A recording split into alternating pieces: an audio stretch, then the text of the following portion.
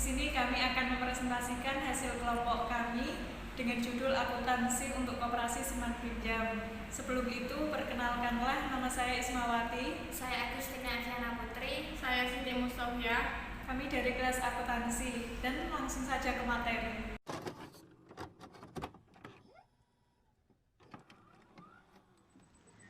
Koperasi simpan pinjam atau unit simpan pinjam yang ada dalam suatu koperasi adalah suatu badan usaha ekonomi yang bergerak dalam penyaluran kredit dan penghimpunan dana yang memiliki keunikan tersendiri dibandingkan dengan badan-badan usaha yang lain, baik itu BWKK, BPR maupun lembaga keuangan lainnya.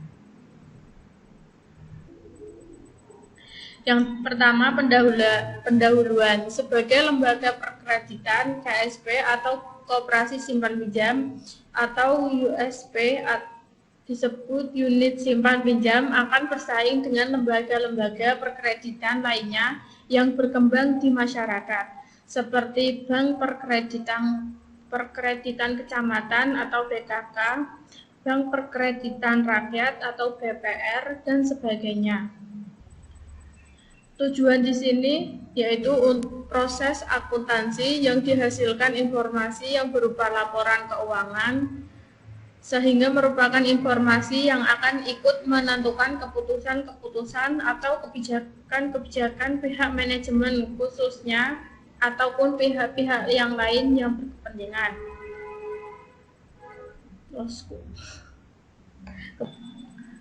Tujuan khusus, landasan teoris yang melandasi suatu koperasi simpan pinjam atau KSP atau unit simpan pinjam atau USP menyelenggarakan akuntansi adalah 1. PSK nomor 5, yang kedua PSK nomor 27, yang ketiga PSK nomor 31, yang keempat KSP atau USP sebagai badan usaha yang harus menyelenggarakan pembukuan. Yang kelima, KSP atau USP sebagai badan hukum yang harus mempertanggungjawabkan pengolahan usaha. Yang keenam, KSP atau USP melalui koperasi yang bersangkutan. Yang ketujuh, laporan KSP atau USP meliputi neraca perhitungan hasil usaha atau PHU, catatan atas laporan keuangan. Permasalahan di sini yaitu bagaimana akuntansi dapat diterapkan pada KSP atau USP, karena kegiatan KSP atau USP ini banyak menanggung resiko, maka dibutuhkan manajemen dan pengelolaan.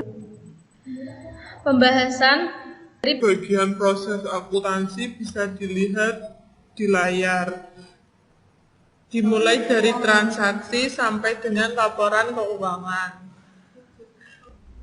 Dan bukti transaksi digolongkan menjadi dua, yaitu satu bukti ekstern, yang kedua bukti intern. Bukti memorial adalah memo yang dikeluarkan pejabat tertentu atau pimpinan perusahaan kepada bagian akuntansi untuk melakukan pencatatan. Contoh dari bukti memorial yaitu 1. BKM atau bukti kas masuk. Yang kedua BKK atau bukti kas keluar. Yang ketiga BU atau BM dibuat berdasarkan transaksi yang bersifat intern dalam KSP atau USP.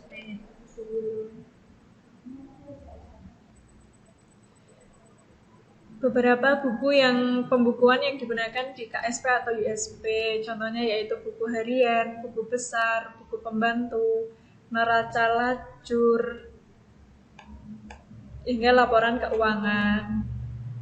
Semua transaksi di pembukuan itu dicatat ke dalam buku harian jurnal berdasarkan bukti-bukti seperti tanda setoran, tanda pengambilan sebelum transaksi tersebut diterima atau dibayar oleh kasir, kecuali untuk transaksi non-tunai, seperti gambar yang dijelaskan berikut. Yang pertama yaitu transaksi tunai.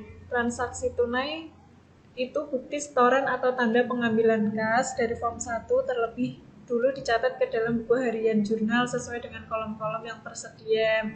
Contohnya yaitu berdasarkan tanggal pembukuan, keterangan pada kolom 2, pencatatan transaksi non-tunai. Bukti transaksi non-tunai dipakai sebagai bukti umum yang ditandatangani oleh bagian keuangan dan disahkan oleh pengelola. Contoh pencatatan transaksi tunai adalah sebagai berikut: dari biaya penyusutan aktiva tetap ke akumulasi penyusutan aktiva tetap. Untuk pencatatan eliminasi ada di kantor pusat. Di kantor pusat itu ada di kantor cabang pada kas. Di kantor cabang pada kas pada kantor cabang bisa dilihat pada layar. Untuk kesalahan pencatatan, seharusnya diterima uang dari pendapatan bunga melalui kas, tetapi dicatat melalui bank. Jadi bisa dilihat di layar. Setelah dicatat, dikoreksi dan jurnal yang benar. Pencatatan bukti ke dalam subbuku besar. Setelah menerima bukti kas masuk dan pengeluaran dari kasir, tenaga administrasi keuangan mencocokkan masing-masing bukti pembukuan dengan catatan dalam buku harian jurnal, yaitu meliputi nomor transaksi, jumlah uang, dan paraf kasir. Itu semua bisa dicek oleh administrasi keuangan.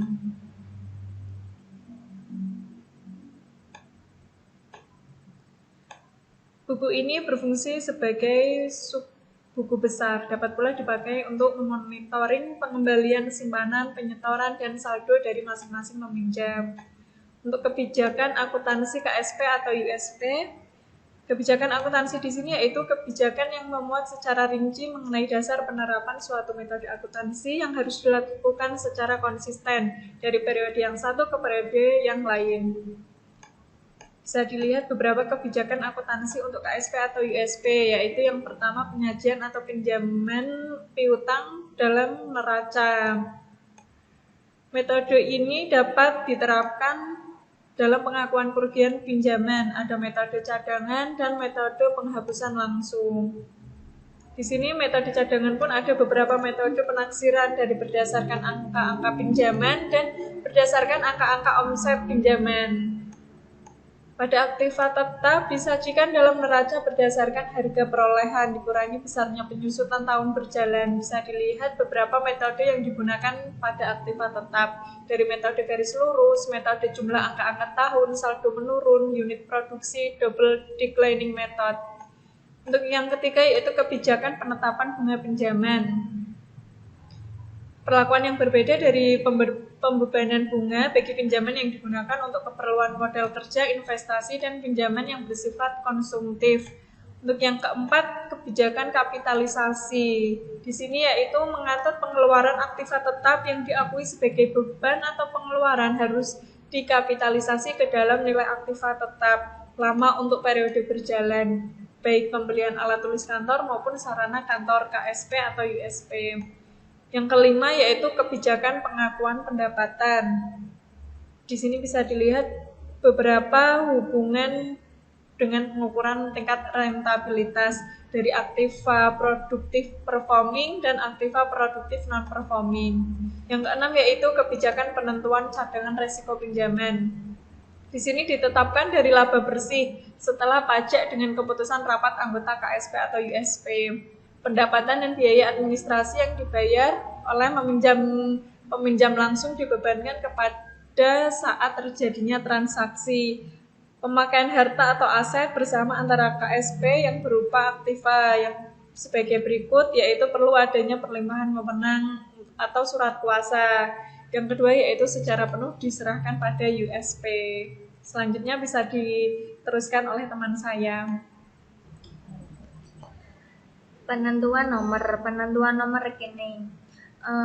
Pada intinya adalah dengan tujuan untuk dapat mempermudah mencari rekening perkiraan apabila diperlukan sewaktu-waktu. Agar dapat segera mengetahui dan membedakan rekening-rekening, maka kode rekening harus disusun secara berurutan dan digunakan secara konsisten dari waktu ke waktu. Dalam pemberian kode rekening ini ada berbagai cara, bisa dengan angka, huruf, maupun kombinasi dari keduanya. Namun yang penting diperhatikan adalah kode rekening dibuat dengan memperhatikan kemungkinan adanya perluasan atau penambahan rekening tanpa harus mengadakan perubahan kode.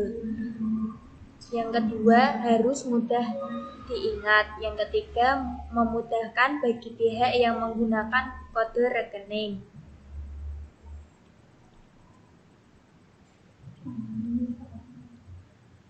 Urutan penomoran rekening pada KSP atau USB berdasarkan liquid tidaknya rekening tersebut. Cara pemberian kode dapat dilakukan sebagai berikut.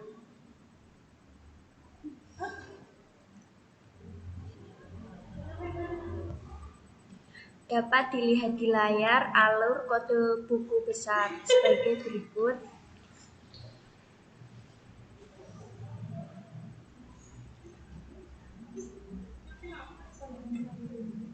Laporan keuangan KSP atau USB.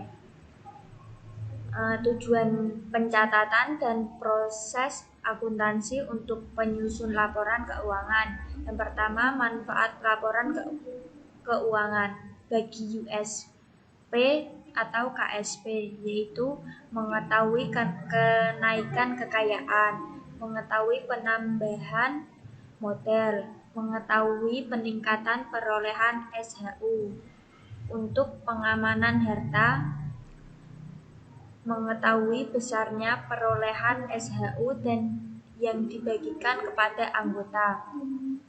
Bagi pihak ketiga, yaitu dari laporan keuangan dapat diperoleh informasi untuk menganalisis hal-hal sebagai berikut. Yang pertama, kemungkinan penanaman dana ke KSP atau YSP. Yang kedua, menilai kinerja dari KSP atau YSP sehingga kredit yang diberikan tersebut aman dan efektif bagi pengguna.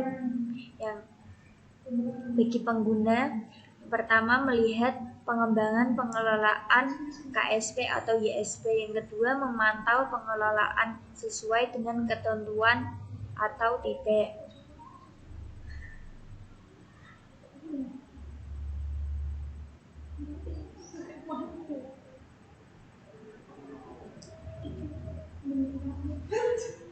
Dasar penyusunan keuangan KSP atau YSP. Penyusunan keuangan KSP atau YSP harus berpedoman pada SAK, yaitu A. PSAK nomor 5, B. PSAK nomor 27, C. PSAK nomor 31.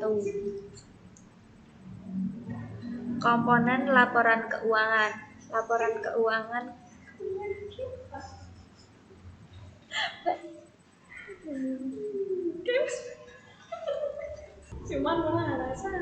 Kesimpulannya, koperasi simpan pinjam atau unit simpan pinjam sebagai organisasi ekonomi yang bergerak dalam bidang penghimpunan dana dari masyarakat dan menyalurkan kredit untuk masyarakat, harus dapat bersaing dengan lembaga-lembaga keuangan lain secara profesional untuk mencapai kinerja yang efisien, efektif, layak usaha, dan sekaligus dapat memperoleh tingkat keuntungan atau perhitungan hasil usaha yang optimal.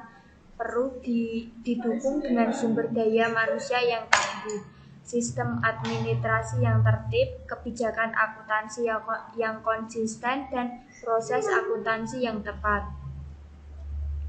Kebijakan akuntansi untuk KSP atau YSP misalnya penyajian pinjaman atau piutang dalam neraca sejumlah piutang bruto dikurangi jumlah yang diperkirakan tidak dapat ditagih. Penyajian aktiva tetap dalam neraca harga perolehan kurangi penyusutan tahun berjalan. Kebijakan penentuan bunga pinjaman, kebijakan kapitalisasi. Kebijakan pengakuan pendapatan hubungannya dengan pengukuran tingkat rentabilitas. Kebijakan penentuan cadangan risiko pinjaman, pendapatan dan biaya administrasi.